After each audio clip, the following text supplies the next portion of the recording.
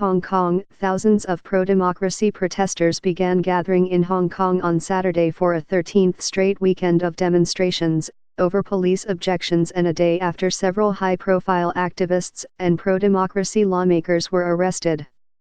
Tensions have been running high, partly because Saturday is the 5th anniversary of the day that Beijing announced a plan for limited democracy in the territory.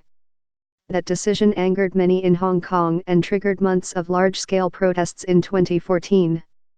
Those protests, known as the Umbrella Movement, now seem almost sedate compared with the demonstrations that have engulfed the semi-autonomous city this summer, many of which have led to street clashes and clouds of tear gas.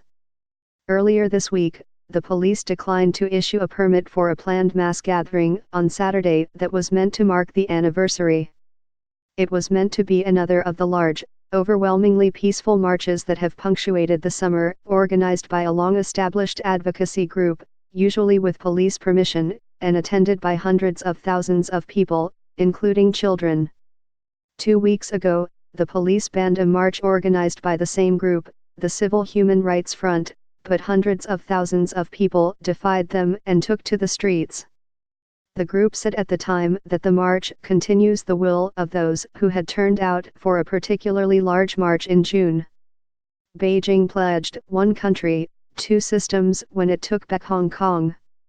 Many fear it is eroding freedoms. But on Friday, after the police banned the Saturday march out of what they described as a concern for public safety, the Civil Human Rights Front said it was cancelling it, essentially for the same reason. Many protesters had already said on social media that they planned to march with or without police permission.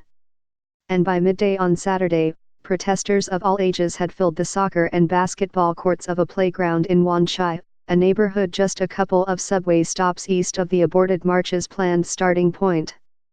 "You are in breach of the law," read a black and yellow sign that a police officer held aloft at the playground. "You may be prosecuted." Many of the protesters eventually began marching from the playground toward the home of Carrie Lam, the territory's deeply unpopular chief executive. Their route was expected to pass the headquarters of the Hong Kong police.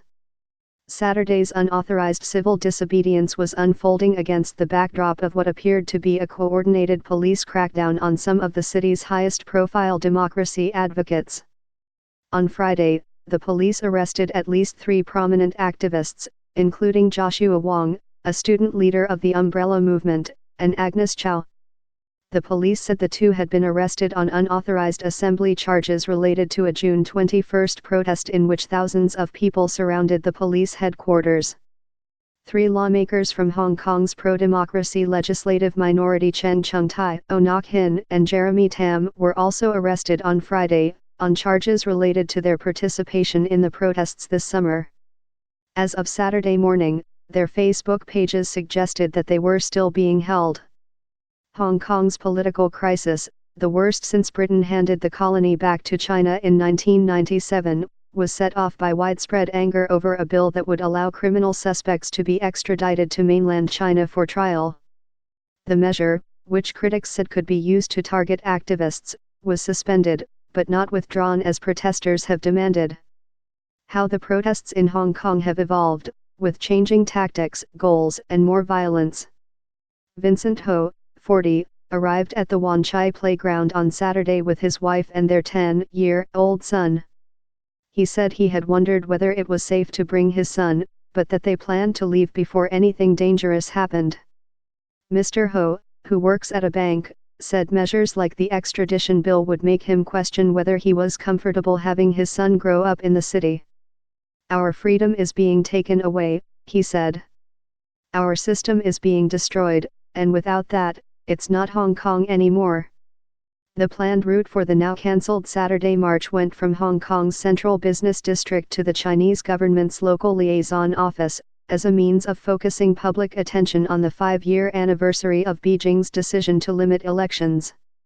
On Saturday afternoon, sidewalks outside the liaison office were blocked by water-filled plastic barriers more than 6 feet high.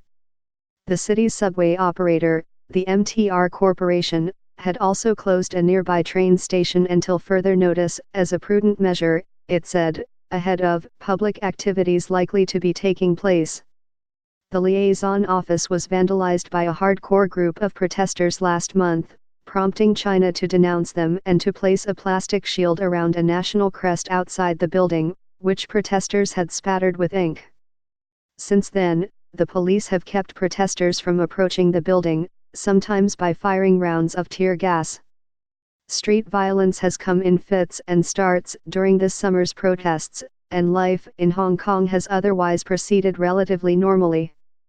But there is growing fear among a wide cross-section of Hong Kong society that the violence, which has included a mob attack on protesters, could eventually lead to deaths. Some protesters have in recent weeks thrown bricks, firebombs, and other objects at the police, who as of mid-August had fired more than 1,800 rounds of tear gas, plus rubber bullets and beanbag rounds, to disperse crowds. Last weekend, the police used water cannon trucks for the first time since the protests began in June, and a few officers drew pistols on protesters, some of whom were charging at them with sticks. One officer fired a warning shot into the air after one of his colleagues fell to the ground. Mrs. Lam, the territory's chief executive, said on Tuesday that the government was looking into all laws in Hong Kong if they can provide a legal means to stop violence and chaos. Mrs. Lam was answering a question about whether she was considering use of Hong Kong's Sweeping Emergency Regulations Ordinance, a colonial-era law that grants Hong Kong's leader broad powers to make any regulations whatsoever which he may consider desirable in the public interest. On Thursday, the Chinese military sent fresh troops to its Hong Kong garrison. Although the military called it a routine rotation, the move fueled speculation that Beijing might be quietly expanding its presence in the territory. Claudia Mo, a pro-democracy lawmaker in Hong Kong's legislature, said on Friday that she feared the government was setting a trap for the protesters.